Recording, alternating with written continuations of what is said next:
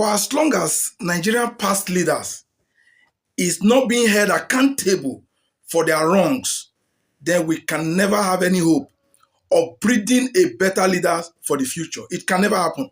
Because the precedents we are setting, the examples we are setting before the youths of today, before the leaders of tomorrow, isn't a good one.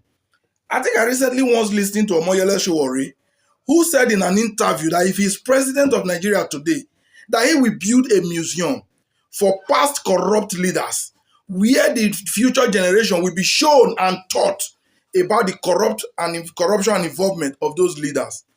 Some of the people that ought to have been in a museum like that are highly being celebrated in our society. Most recently, as we all know, is General Ibrahim Badamasi Babangida, who we have seen recently was highly and massively celebrated, all in the name of a book launch, a book he called A Journey in Service.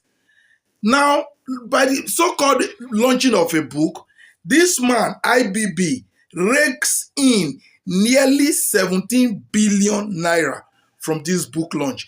This money was being donated from the political elites of today in celebration of their godfather.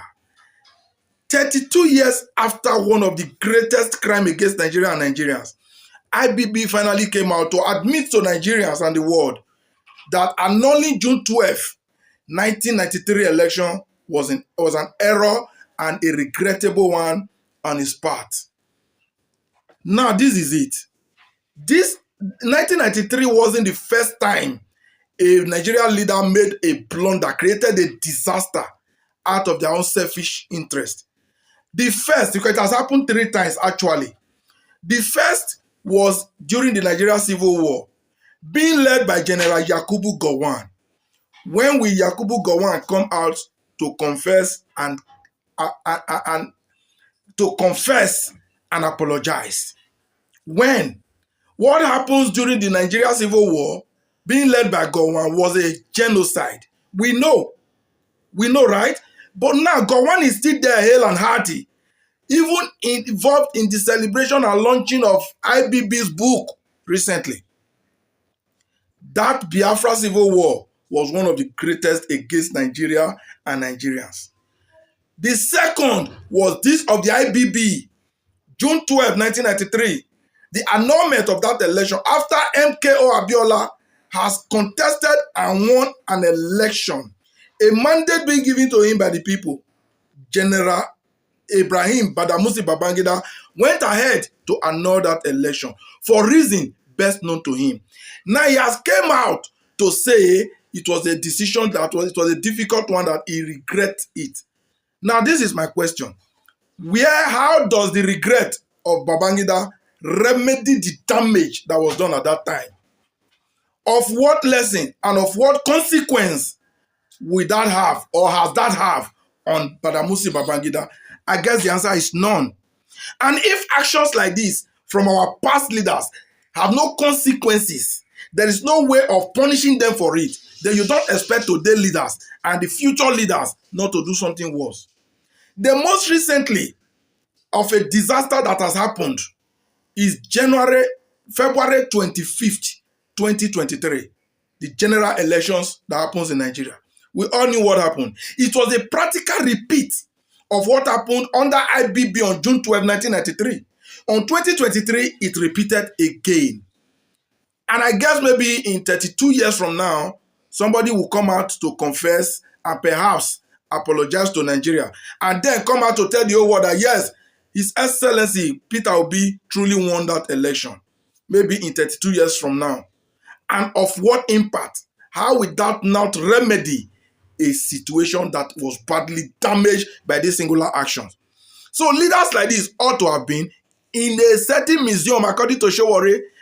But now this is my question. This is my worry. We all saw the massive turnout that came out to celebrate IBB. For what? For being one of the worst leaders Nigeria has ever had.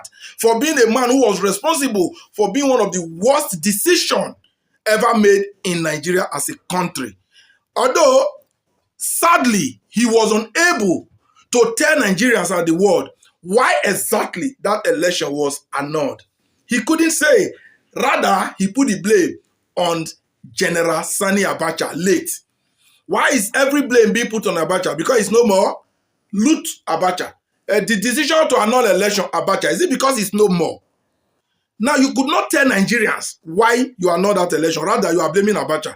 But I thought this was a military setting where the head of state called the shot. Isn't that why it is called military dictatorship? So how did Abacha influence your decision? And you said Abacha was responsible, Abacha-led group was responsible. So why are you the one regretting? Why are you the one now confessing to Nigerians 32 years later? This is very, very unfortunate. Now, all dignitaries converged yesterday to launch that book. The book he called A Journey in Service. And there was one notable absentee. I don't know if you all noticed it, but I do. Muhammadu Buhari wasn't on that event. Why? He was the one that was being booted out of power by this same Ibrahim Babangida. Why was Buhari not there? Buhari was also a murderer of democracy. Buhari murdered democracy who overthrew a democratically elected Shehu Shagari. Buhari was absent in the launching of this book. Maybe later in life, Buhari will still come out to launch his own book and using the opportunity to confess and apologize to Nigeria on what has happened on February 25th, 2023. If we keep celebrating leaders like this, instead of placing them in a museum where we can show the future generation their negative involvement in the build-up of our country, if we continue like this, obviously, we are going to go nowhere. Nigeria will remain a crime scene, a movie, not just an ordinary movie, an horror movie at that, which is really, really a sad one. Indeed, there was a country.